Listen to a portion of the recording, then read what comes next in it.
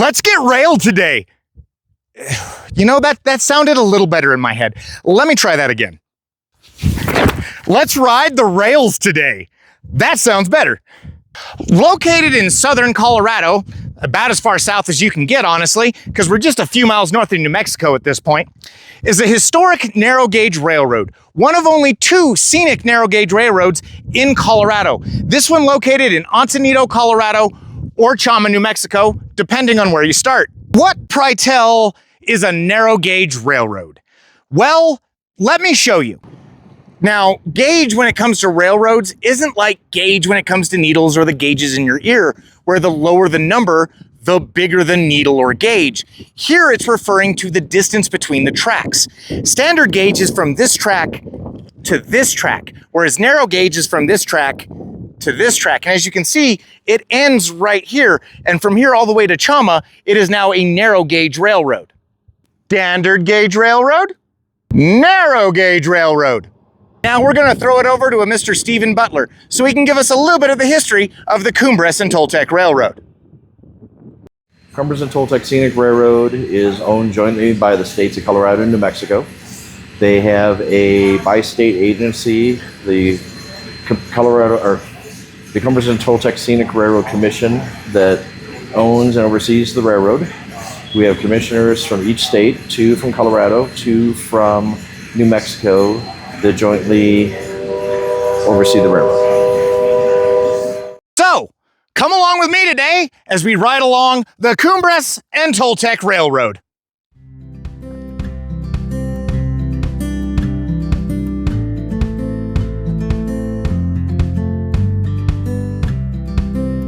In 1880, the Denver and Rio Grande Western Railroad would begin a project it called its San Juan Extension, going from Antonito, Colorado to Chama, New Mexico, back up into Durango, Colorado, so that they could access the ore around the Silverton and Durango area. Now, it's either this track was the most logistically feasible they could come up with through the San Juans, or they just took a wet spaghetti noodle and then draped it over a map and said, good enough. Because honestly, it could go either way. Not long after the rail line was finished, the lumber industry around Chama, New Mexico took notice, and it proved to be a great boon for the railroad. And then a little bit after that, the oil industry proved to be a great boon. And this train ran pretty much continuously hauling lumber, oil, or ore all the way up until the 1960s. This is one of only 2 scenic narrow gauge railroad trips in Colorado, the other one being the more well-known one at Durango. In fact, the train in Durango is the sibling train to this one. They were once part of the same long rail line from Antonito to Durango. It's the exact same line, just 2 different railroads now. Oh, this is Hangman's Trestle, by the way. Local legend goes that a posse back in the day tactically acquired a train and then drove it over this trestle because it was the only object high enough that they could park the train and hang a man without his feet dangling on the ground. Oh, and Willie Nelson may have been partly responsible for burning it down too. This train, or the area along its tracks between here and New Mexico, has been featured in numerous movies, including an old made-for-TV movie called Where's That Gold At?, starring Willie Nelson, where some errant pyrotechnicals went off and burnt down that trestle. And that's not the only movie either. Parts of it were in the Kevin Costner's Wyatt Earp. I just learned that one myself, actually. One of the Butch Cassidy and Sundance Kids movie, it was on that. But one you may know is A Million Ways to Die in the West, which I've seen that movie I don't know how many times, and I can quote way too much of it. And I can't even tell you what part of the movie was along this train, but I just learned it was on there. The one, however, that you're gonna recognize it the most from is Indiana Jones and the Last Crusade. Near the entirety of the start of that movie at Indiana Jones' house, which was in Antonito, Colorado, and the entire opening train sequence took place here on the Cumbres and Toltec. At the tail end of the 1960s, the Denver and Rio Grande Western Railroad would file for an abandonment of the line, but it wouldn't take long before New Mexico would step foot in to buy their track, and Colorado would step in and buy their half of the track, setting up that dual joint commission that Mr. Butler talked about at the beginning. I'm back here in the parlor car, and man, these are some fucking gorgeous views.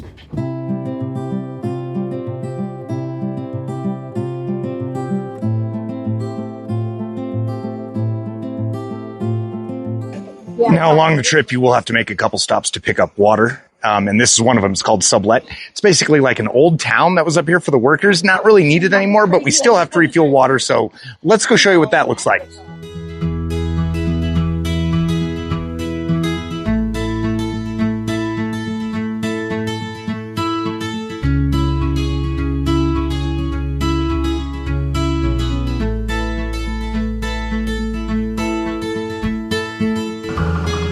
These things you're seeing behind me follow us the whole length of the track. Basically, should a spark catch something on fire, there's 2 water trucks that's gonna follow it behind it the entire trip. That way they can put out anything that pops off, because there's coal embers coming out from the engine or sparks just from the metal on the tracks. So to prevent any fires, especially in these dry conditions, water trucks will continually follow us the whole trip. Over the course of this trip, you will travel 64 miles between the 2 towns and go through 2 separate tunnels, along with going over a 600-foot gorge. But you will also cross the Colorado-New Mexico border 11 different times. This ride gives brand new meaning to the term switchbacks. So about halfway on your ride, whether you're coming from Chama to Antonido or Antonido to Chama, you're going to stop here at a place called Osier Station. It's the old railroad station up here. Here you'll stop and have lunch for about an hour. I ain't gonna lie, they served me so much food, I'm worried about staying awake the rest of the trip.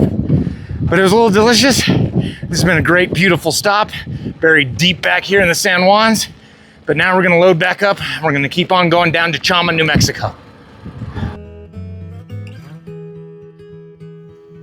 The railway gets its name from 2 separate locations as you go along the rail. One of them is Cumbres Pass, and the other is Toltec Gorge, 600 feet deep from where the rail rides and 800 feet across. One of the more unique noted locations along the rail is a memorial to President Garfield. It was a memorial built at the spot right where they had stopped the train once they got news about his passing, so they would come back just a little later and then build this memorial for him, and you'll see it right about here. Yep, there it is.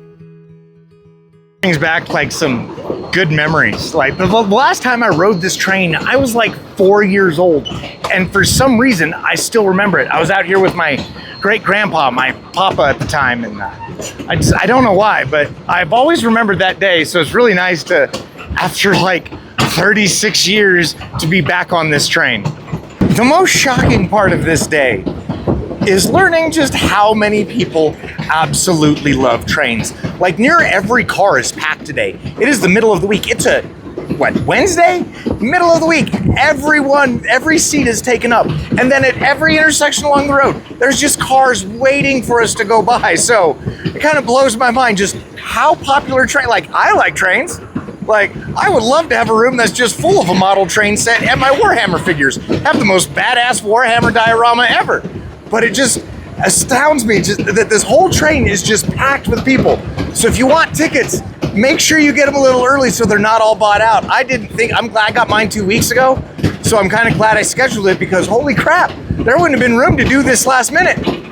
Now, no matter what car you take, every one of them is going to have somebody, sitting there on the speaker giving you the history of everything that you're driving over, from the different sections along the route, to just give you, the different accidents along the route, because along the way there have been some train derailments. At one point earlier on the line, they said one of the conductors made a mistake and got the scheduling wrong, so 2 trains collided head to head back in the early days.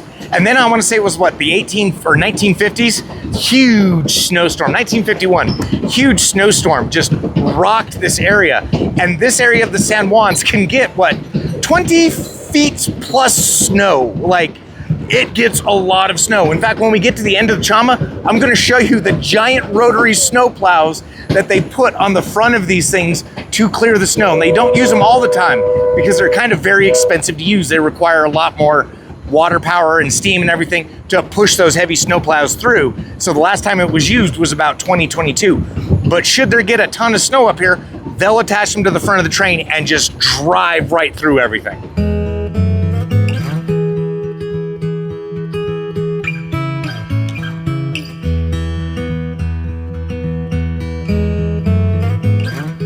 You know what's better than a scenic train ride? A a scenic train ride, and a margarita.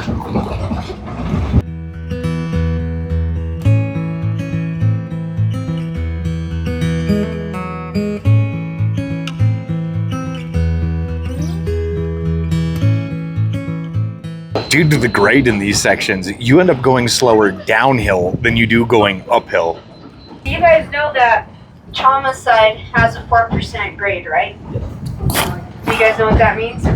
So when we're coming up on that 4% grade, for every 100 feet that we go up, we're climbing 4 feet vertically. So we're gonna go down it, but usually when we start out in Chama, we're climbing. So today, you guys are gonna hear a lot of brakes, and you're gonna see some smoke, and that's gonna be from the brakes as we're going down the grade.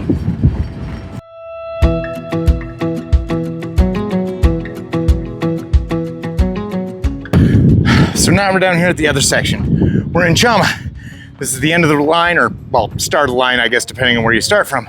So let's go take a look around down here. This is the actual engine they used for Indiana Jones and the Last Crusade. It's still down here in Chama, New Mexico.